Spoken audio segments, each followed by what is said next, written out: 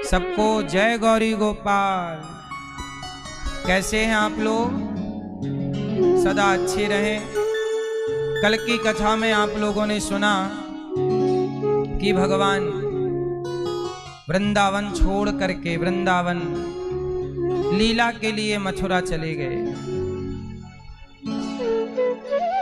जब मथुरा गए तो गोपियां रास्ता रोक करके खड़ी हैं, आपके बिना हम रह ना पाएंगी। कन्हैया बोले तो मैं कब कह रहा हूं कि आप मेरे बिना रहो, तो आप क्यों जा रहे हैं? भगवान बोले मैं जा नहीं रहा हूं, मैं तो 2 दिन बाद आ जाऊंगा, केवल मेला देखने जा रहा हूं मथुरा का। 2 दिन का कहकर भगवान श्री कृष्ण चले गए। कहां गए? मथुरा। और मथुरा में जाके भगवान ने कंस को मारा और नंद बाबा को वसुदेव जी ने बताया कि कृष्ण आपके बेटे नहीं हैं, हमारा बेटा। नंद बाबा के पांव के नीचे से मानो जमीन खिसक गई और नंद बाबा की आंखों में आंसू आ गए। तब वसुदेव जी ने उन्हें समझाया कि मित्र, आपने मेरे पुत्र की रक्षा की, पाला पोसा, मैं जितना धन्यवाद दूं कम है। नंद बाबा ने कहा कोई बात नहीं, आपने अपना पुत्र हमें दिया कुछ वर्षों के लिए, बड़ा उपकार है। नंद बाबा रोते हुए चले। भगवान श्री कृष्ण मिल गए। बाबा क्यों रो रहे हो? नंद बाबा बोले कन्हैया तू हमारा बेटा नहीं है, तू वसुदेव जी का और देवकी का बेटा है। आज से अपनी माँ देवकी को मानना, यशोदा तेरी माता नहीं है, मैं तेरा पिता नहीं, वसुदेव जी तेरे पिता हैं।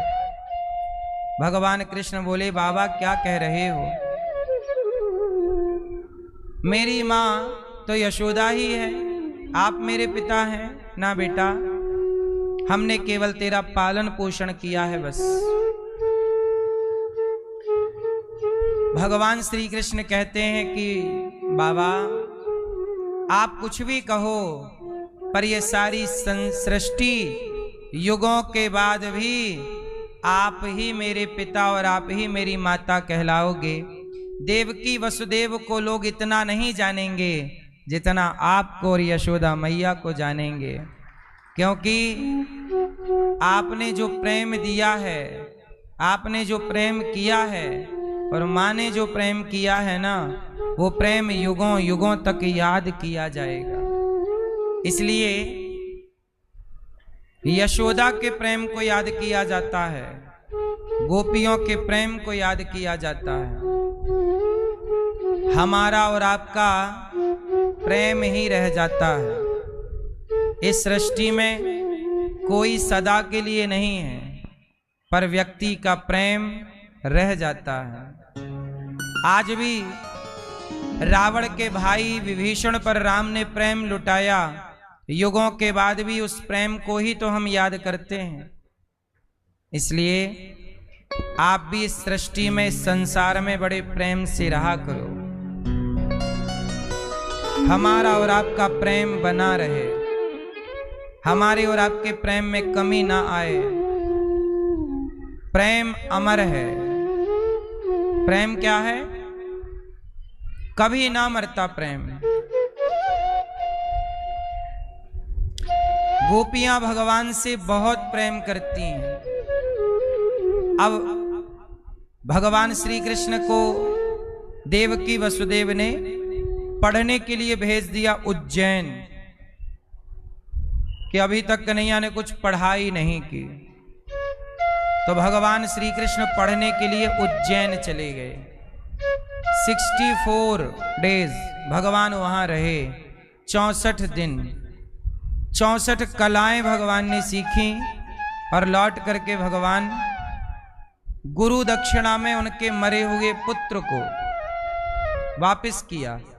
गुरु जी के पुत्र की मृत्यु हो गई थी उज्जैन में।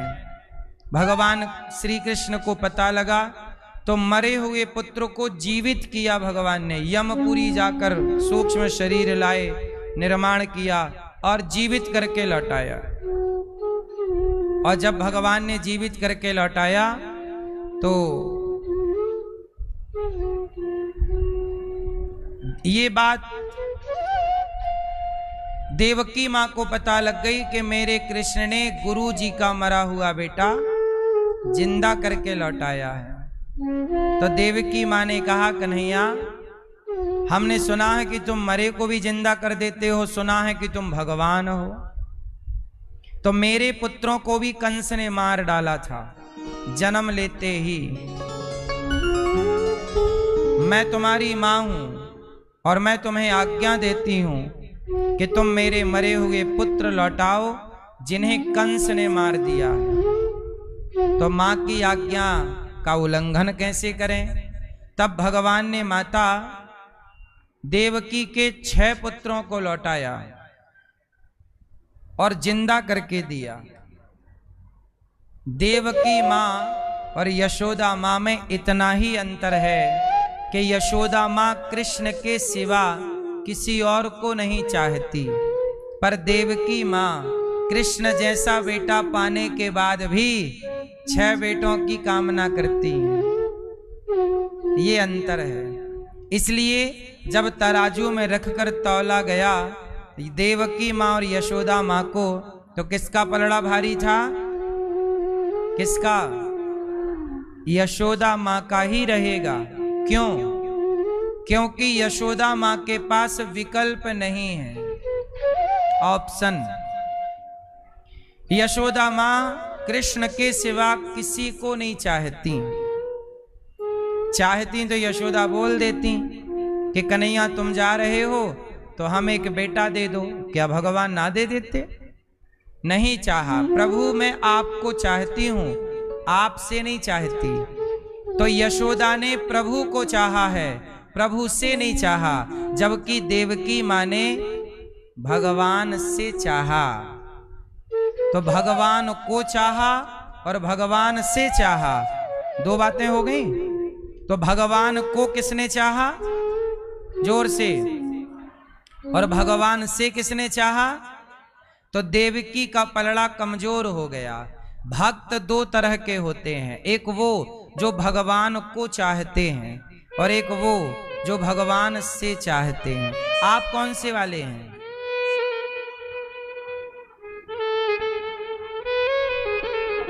भगवान को चाहते हो कि भगवान से चाहते हो? किसको? भगवान। आज बहुत सारे लोग भगवान से चाहते हैं, हे भगवान ये दे दो, ये दे दो, ये दे दो। मैया संसार की कोई भी वस्तु अनमोल नहीं है। अच्छा बताओ, इस सृष्टि में सबसे अनमोल क्या है? कौन है? जोर से। इस संसार में सबसे अनमोल है भगवान और सबसे अनमोल है आपका जीवन। जीवन मिला है, इस जीवन को पाकर हमें तो सब मिलता ही है। अच्छा ये बताओ, आप लोगों को खाने को रोटी मिल रही है कि नहीं? रहने को घर है कि नहीं? पहनने को कपड़े हैं कि नहीं? पत्नी भी है, बच्चे भी हैं, सारा सुख तो आपको ऑलरेडी है। बस थोड़ा किसी का कम ज्यादा है, इतना अंतर है। बाकी सारा सुख तो आपको है, सब कुछ तो मिला है। और क्या चाहते हो? और जो चाहते हो वो मिल जाए तो भी आपकी इच्छाएं पूरी नहीं होंगी। इसलिए कहता हूं, संसार तो मिला ही है, अब बस भगवान मिल जाए तो ये यात्रा पूरी हो जाए। और यदि हमने सब कुछ पाया और भगवान को छोड़ दिया तो हमारी यात्रा अधूरी है। फिर जन्म लेना पड़ेगा, फिर मरो, फिर जन्म लो, फिर जन्म, फिर मृत्यु, पुनरपि जननम पुनरपि मरणम पुनरपि जननी जठरे शयनम। जन्म मृत्यु में पड़े, कब तक पड़े रहें? अब भगवान को पालो और अपनी यात्रा पूरी करो।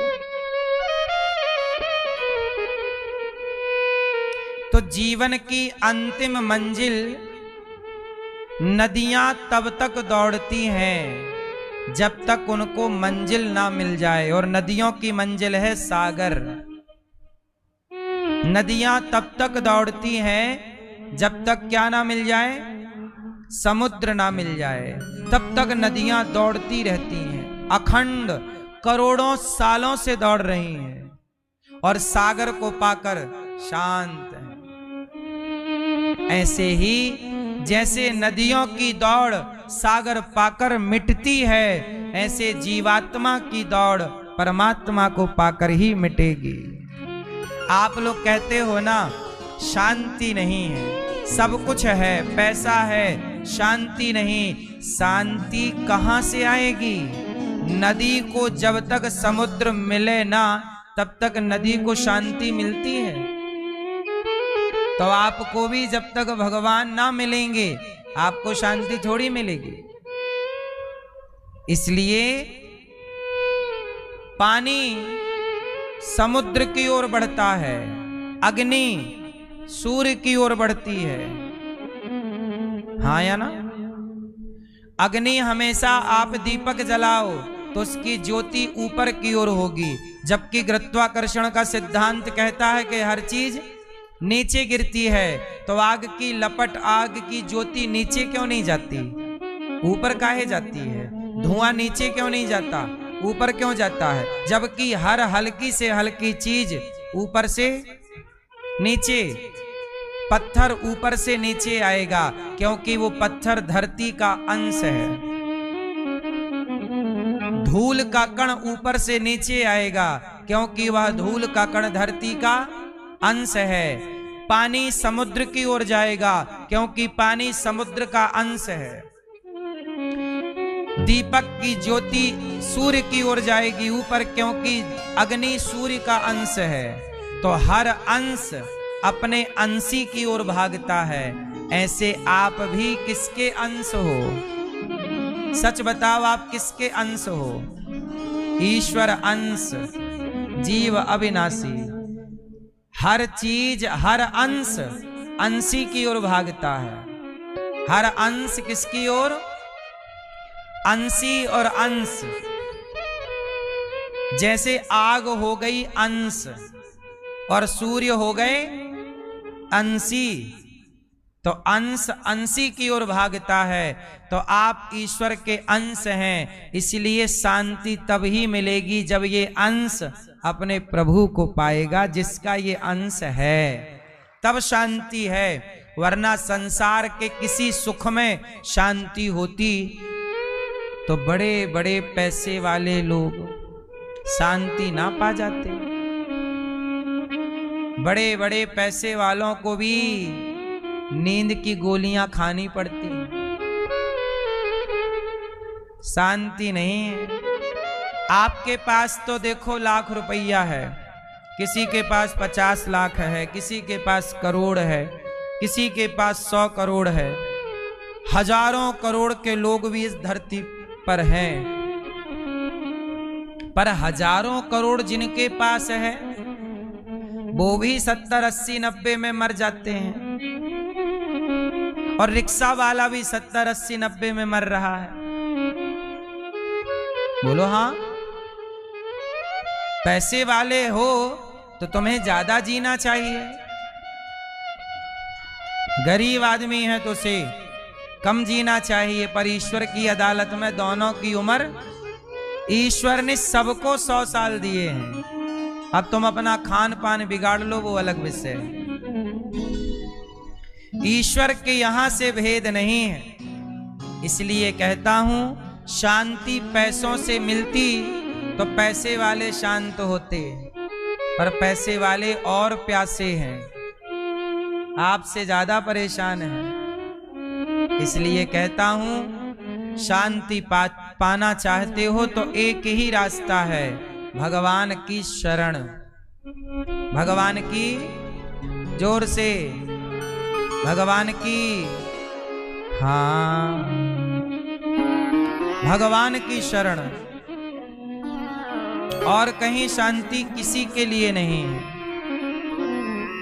भगवान कृष्ण ने देवकी माँ को लौटाए। जब पढ़कर उज्जैन से आए और मथुरा पहुंचे तो भगवान ने उद्धव जी से कहा, आप वृंदावन जाओ, हमारी गोपियां हमसे बहुत प्रेम करती हैं, उन्हें समझाओ कि वो हमारे लिए रोया ना करें। अब गोपियां रो रही थी।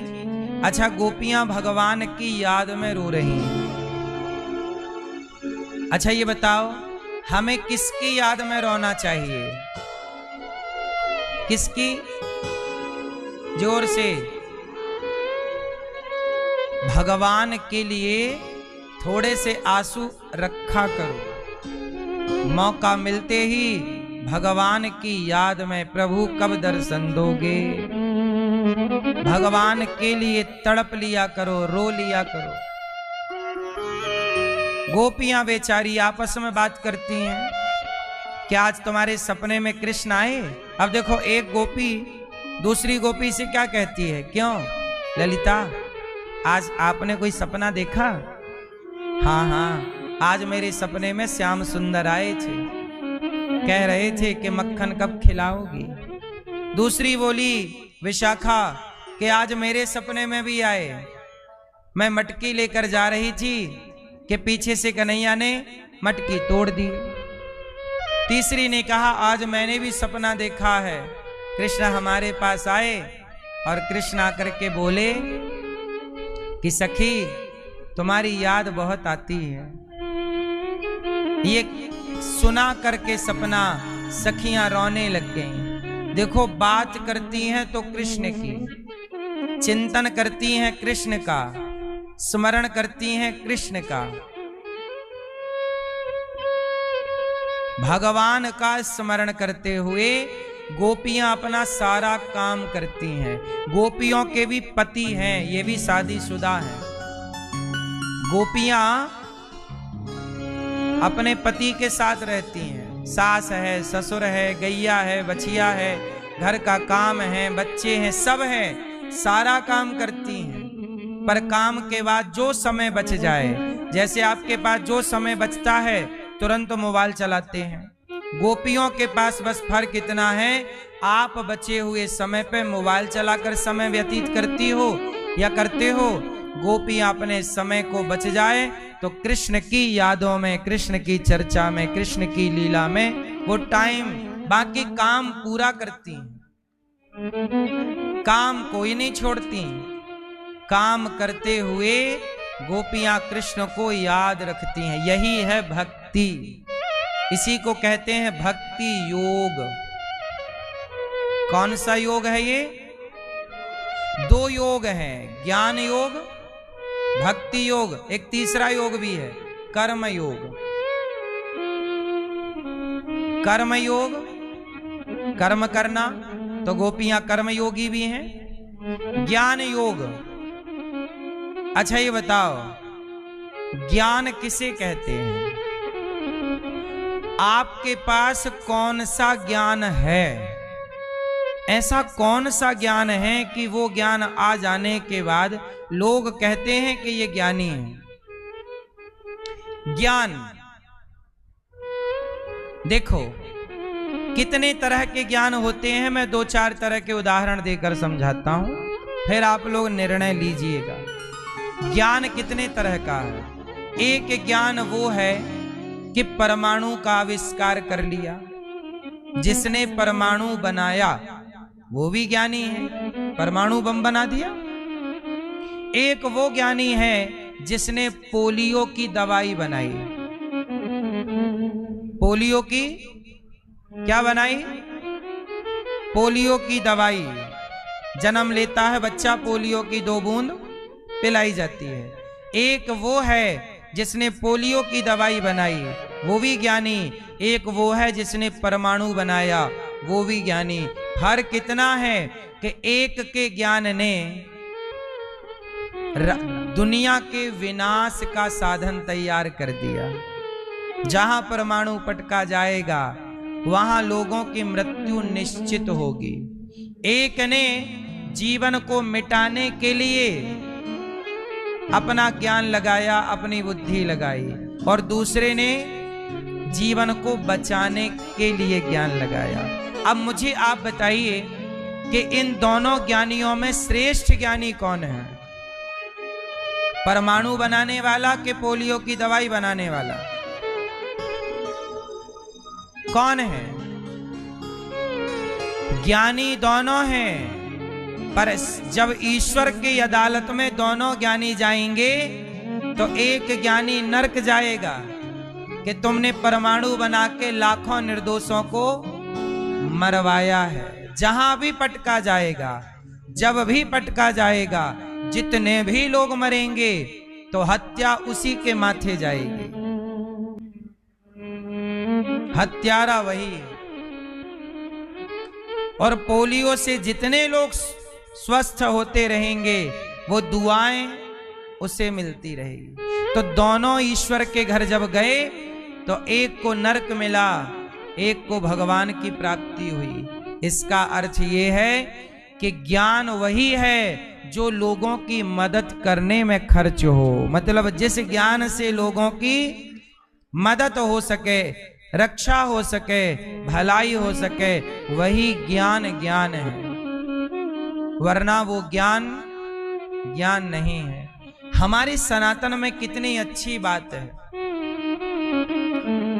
हम लोग किसी का विनाश करना नहीं चाहते।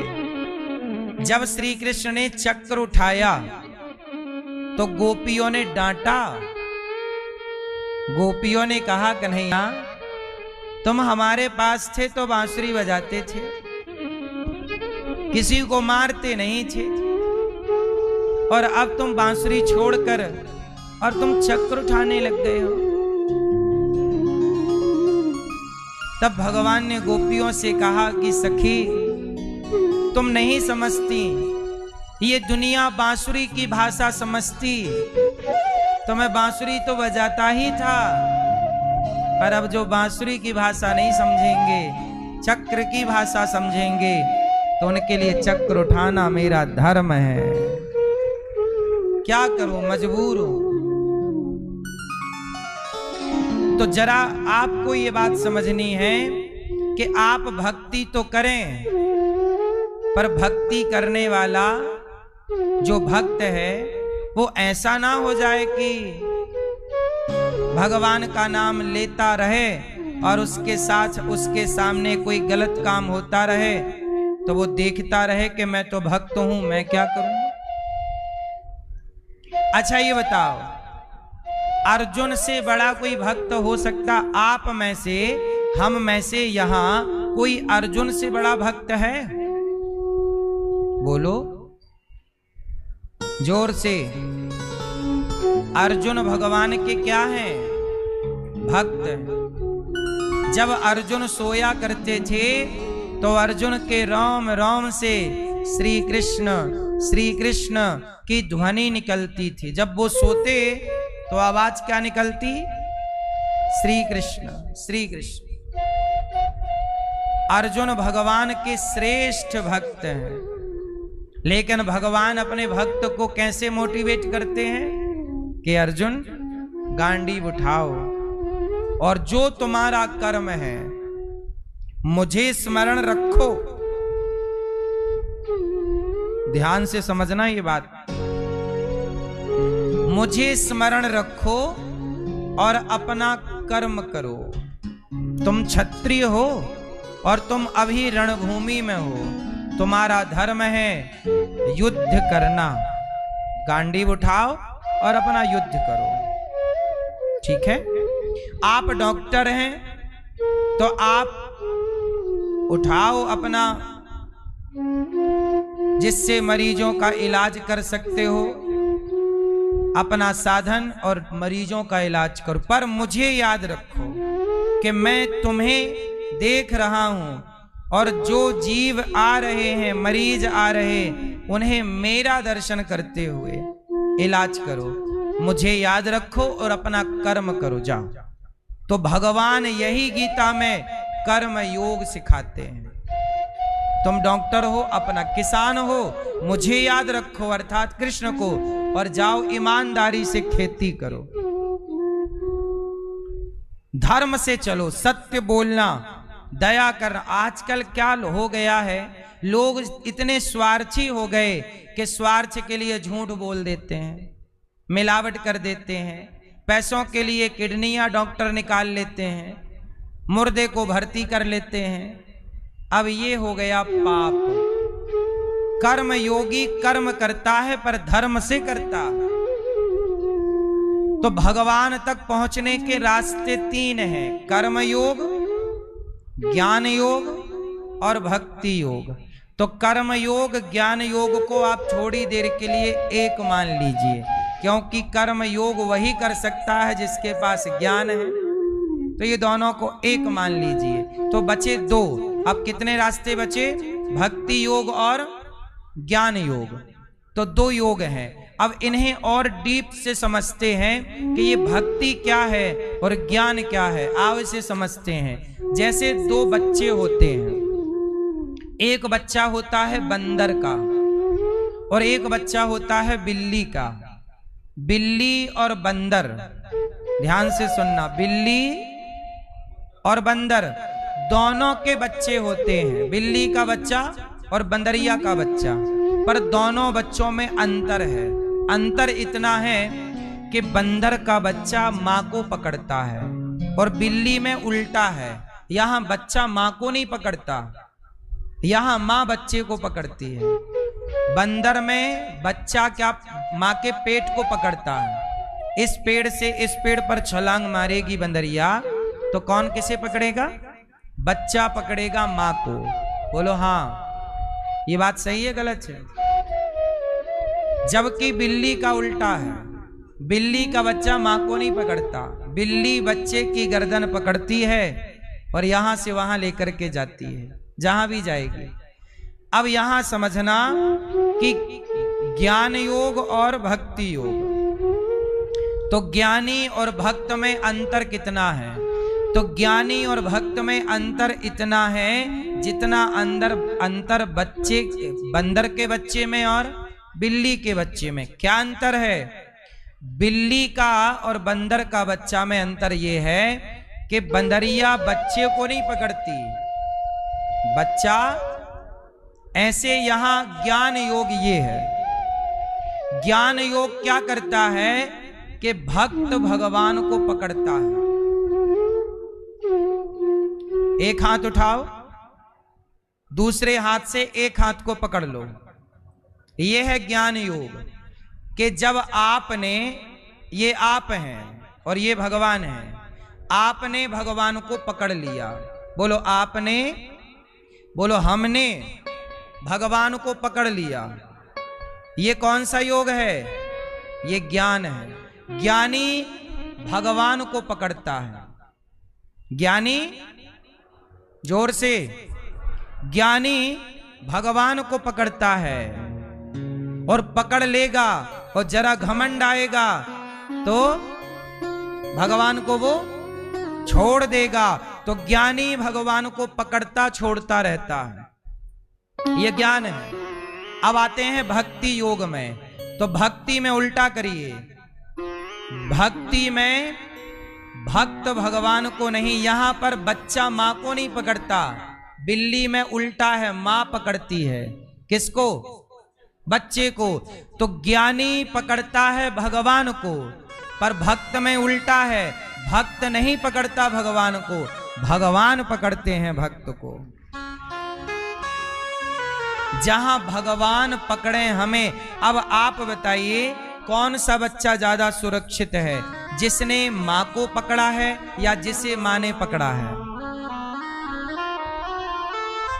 बच्चा मां को पकड़ेगा तो मां को छोड़ के कहीं भी चला जाता है, इसलिए बच्चा मां को नहीं, जब मेला जाती है मां, कहीं जाती है तो मां पकड़े रहती है बच्चे को। बोलो हाँ। ऐसे ही भक्त वो है जो भगवान को नहीं पकड़ता, भगवान स्वयं भक्त को पकड़ते हैं। भक्त वो है जो भगवान की खोज नहीं करता। शबरी राम को नहीं खोजी, राम शबरी को खोजे हैं। जटायु ने राम की खोज नहीं की, राम ने जटायु की खोज की है। केवट राम के घर नहीं गया, राम केवट के घर आए। यह है भक्त कि मैं आपको नहीं पकड़ूंगा प्रभु। सूरदास जी गिर गए गड्ढे में, तो सूरदास जी गड्ढे में गिर के कीर्तन करने लग गए। तभी भगवान को लगा कि सूरदास जी गिरे हैं, ये तो कोई अपने से निकल नहीं सकते क्योंकि अंधे हैं और गड्ढा गहरा है, कुएं में गिर गए। भगवान आ गए, बाबा ये मेरा हाथ पकड़ लो, आओ ऊपर। सूरदास जी बोले, सूरदास जी समझ गए कि जंगल में कौन आ सकता है, भगवान ही आए। कहा प्रभु मैं तो अंधा हूं, मैं क्या जानूं, मैं क्या जानूं कि आपका हाथ कहाँ है।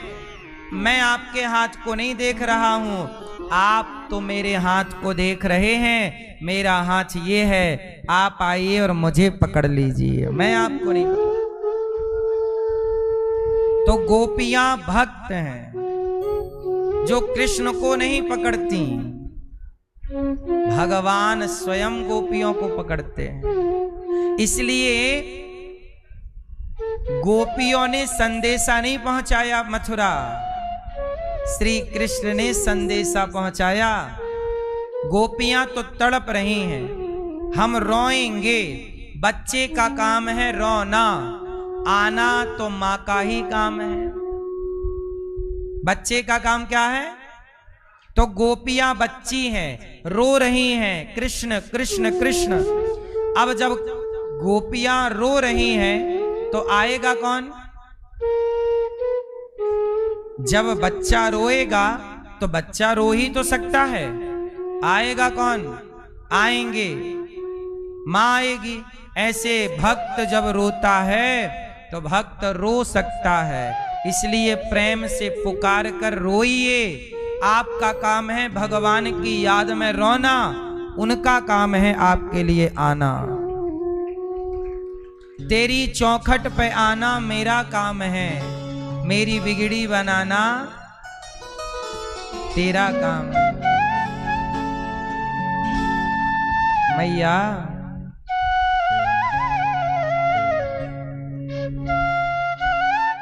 तेरी चौखट पे आना मेरा काम है, मेरी बिगड़ी बनाना तेरा काम है। जिसका दुनिया में अपना कोई भी ना हो, जिसका दुनिया में अपना कोई भी ना हो, उसको अपना बनाना तेरा काम है। जिसका दुनिया में कोई भी ना, इसलिए कहता हूं कि आपका यदि कोई है तो भगवान कहेंगे कि वो है तो। इसलिए गोविंद सहारा तेरा है, गोपाल सहारा तेरा है। मुझसे सारा जमाना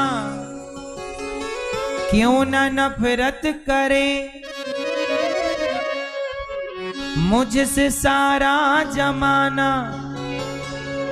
क्यों न नफरत करे। मुझको हृदय से लगाना तेरा काम है।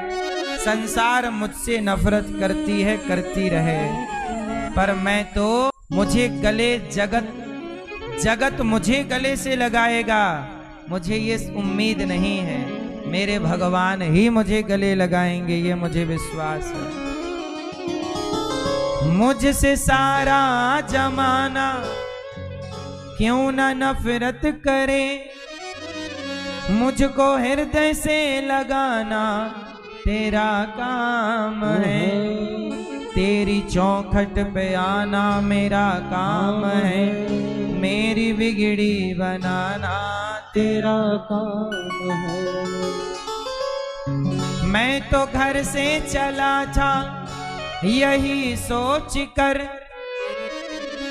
मैं तो घर से चला था यही सोच कर, आगे रास्ता दिखाना तेरा काम है, तेरी चौखट पे आना मेरा काम है, मेरी बिगड़ी बनाना तेरा काम है।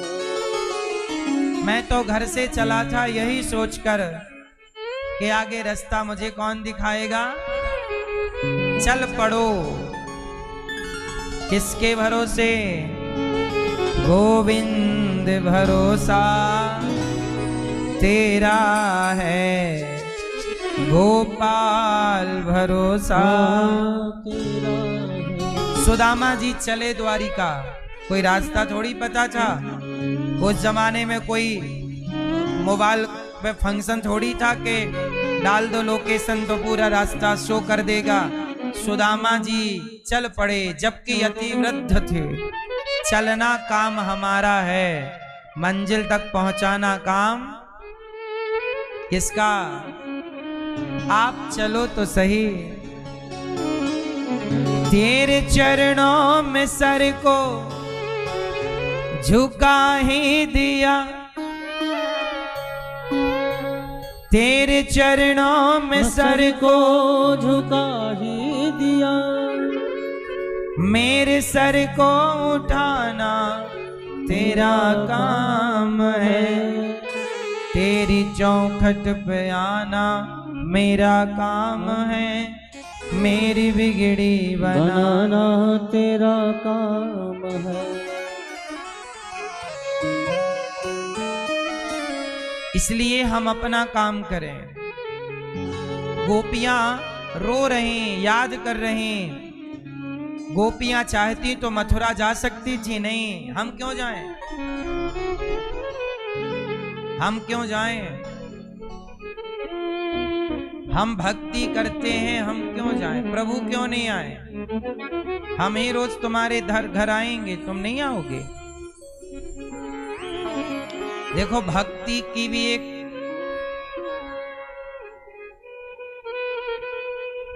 ठसक होती है। भक्ति की क्या है ठसक, क्या। कबीरदास जी से समझो इसे। कबीरदास जी का जब आखिरी समय आया तो कबीरदास जी सारी जिंदगी काशी में रहे और आखिरी समय काशी छोड़कर चले गए। लोगों ने कहा कबीर जी,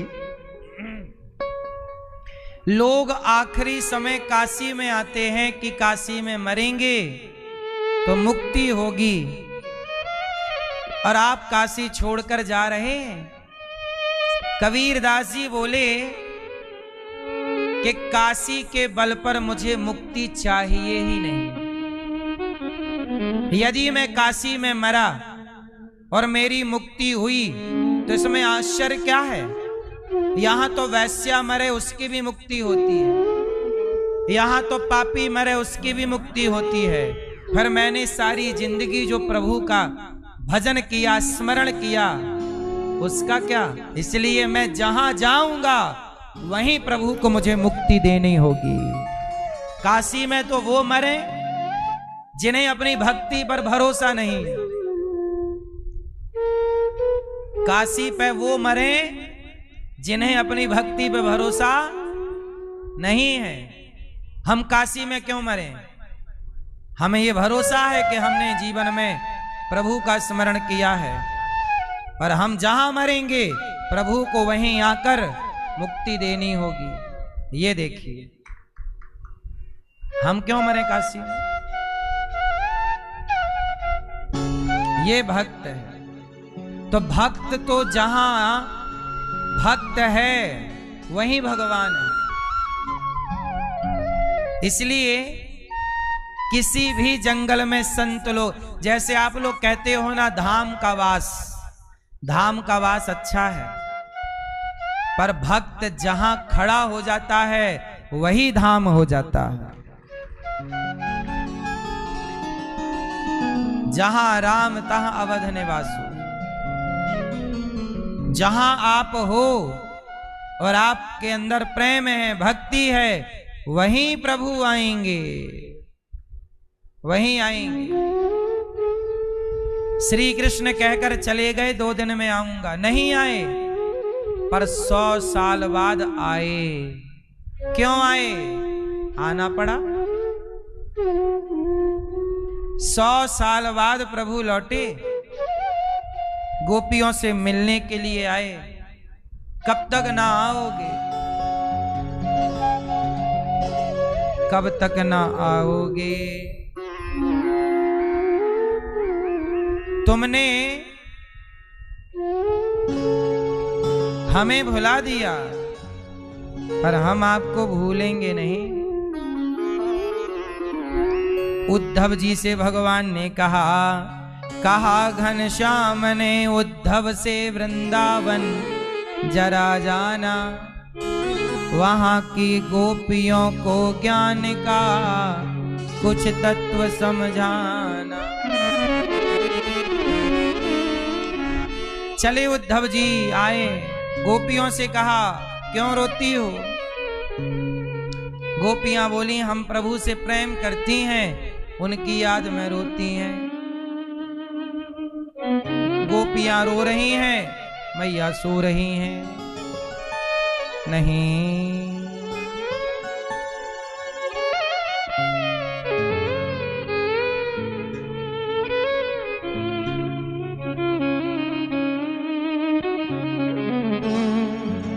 भगवान मैया खड़ी होके ना बात करो, बैठ के कर लो पंचायत। नहीं, भगवान के संदेशा लेकर उद्धव जी आए, गोपियों से कहा क्यों रो रही हो? कहा कि हम कृष्ण से प्रेम करती हैं। अरे प्रेम करती हो अच्छा है, रो काहे रही हो? गोपियां बोली रोने में हमें मजा आ रहा है। उद्धव जी बोले पागल हो, रोने में भी मजा आता है? क्यों? लोग मजे के लिए रोते हैं कि दुखी होके रोते हैं? बोलो, सुख में भी कोई रोता है? हाँ, कुछ रोना ऐसा है जहां बहुत कष्ट है। अच्छा ये बताओ, आपके शरीर में बहुत दर्द हो, बहुत पीड़ा हो और आप रो रहे हैं, तो वो रोना दुख भरा रोना है कि सुख भरा रोना है? जोर से, जोर से, थोड़ा जोर से। मैया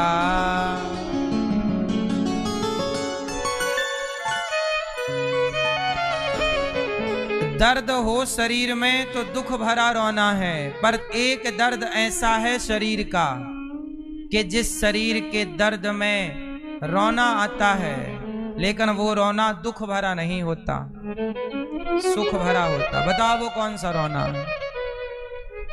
है? वो रोना है जब स्त्री बच्चे को जन्म देने के टाइम रोती है। रोती है, प्रसव की पीड़ा, उस समय बहुत कष्ट होता है स्त्री को, मां को, रोती है, लेकिन उस रोने में वो दुख का रोना नहीं है। वो रोना हर स्त्री रोना चाहती है। वो रोना हर स्त्री रोना चाहती है कि बच्चा हो जाए। तो भगवान के लिए गोपियां कहती हैं जैसे हर स्त्री बच्चे के लिए रोना चाहती है, ऐसे हम प्रभु के लिए रोना चाहते हैं। हमारे इस रोने में दुख नहीं है, हमारे इस रोने में कृष्ण की यादें हैं। ये रोना हमें दुख नहीं देता, ये रोना हमें सुख देता है। तो भगवान की याद में रोना भी भक्ति है। कन्हैया को एक रोज रोकर पुकारा, कृपा पात्र किस दिन बनूंगा तुम्हारा। भगवान की याद में गोपियां रो रही। उद्धव जी बोले मत रो, तो गोपियां बोली बताओ क्यों ना रोएं? बोले वो कृष्ण तो कण कण में है। तो गोपियां बोली कि दिखाओ, कण कण में है तो दिखाओ। अब उद्धव जी कह तो सकते हैं कि कण कण में है, समझा सकते हैं, पर दिखा नहीं सकते ना, प्रकट नहीं कर सकते, है ना। पर गोपियां बोली कि आप कहते हो, ज्ञानी कहता है कि कण कण में प्रभु हैं। भक्त कण कण में प्रभु का दर्शन कर लेता है। कहना और कहे हुए को फील करना, महसूस करना या देखना, दोनों बातें अलग अलग हैं। चलो बताओ, अब आप बताओ, भगवान कहाँ रहते हैं? उत्तर दो। कहाँ भगवान कहाँ रहते हैं? जोर से। कण कण में। भगवान कहाँ रहते हैं? मैया, ओ मैया, झोला वाली मैया, बैठ लो मेरी माँ। पीछे से उठ के आगे आ गई। पीछे आवाज नहीं आ रही है?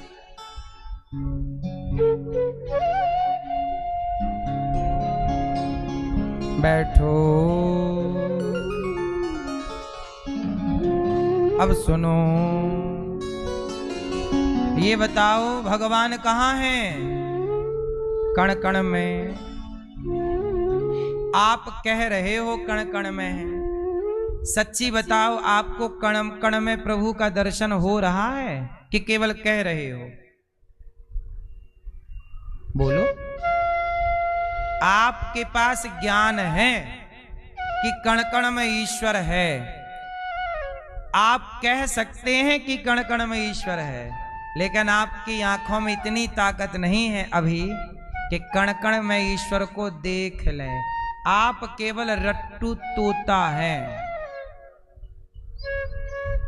ज्ञान को रट सकते हैं, आप बता सकते हैं, आप देख नहीं सकते।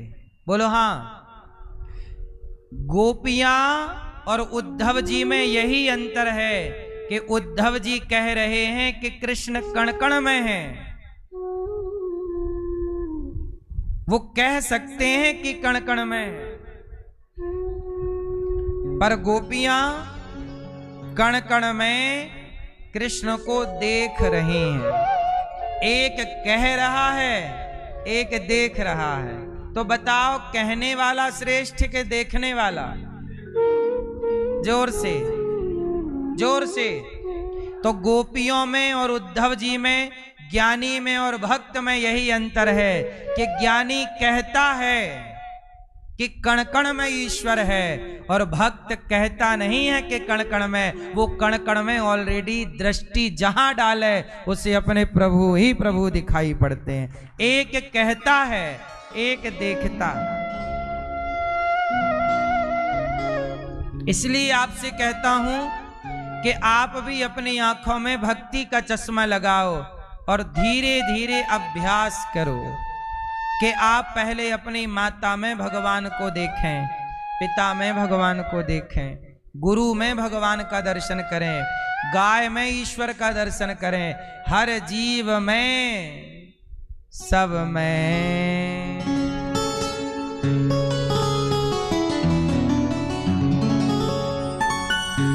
सब में प्रभु रहते हैं, मैया मैं क्या कहूँ। सब में प्रभु बसते हैं, मैया मैं क्या कहूँ। सब में कौन? अब देखो ना, एकनाथ जी महाराष्ट्र के एक संत हुए हैं, एकनाथ जी।